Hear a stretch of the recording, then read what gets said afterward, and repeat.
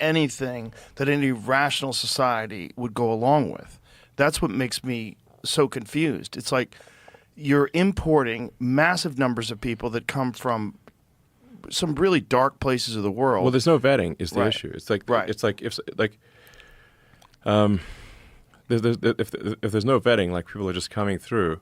Like, well, what's to stop someone who just committed murder in some other country from coming to the United States or coming to Britain and just continuing their career of rape and murder?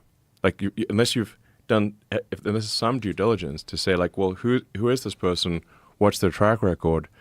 If you haven't confirmed that they have a track record of being, honest and not being a homicidal maniac, then any homicidal maniac can just come across the border. And that's not to say everyone who comes across the border is a homicidal maniac, but if you don't have a vetting process to confirm that you're not letting in people who will do some serious violence, you will get people who do serious violence sometimes coming through. Well, especially if you don't punish them and if you don't Yes. deport them. And if you are just like, well, but what is the purpose of allowing all those people into the country? It can't be.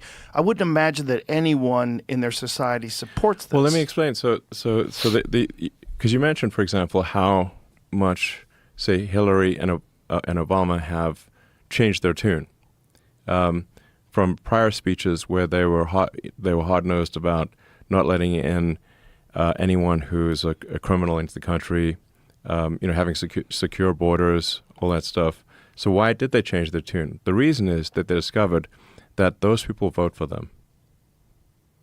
That's why they want the open borders.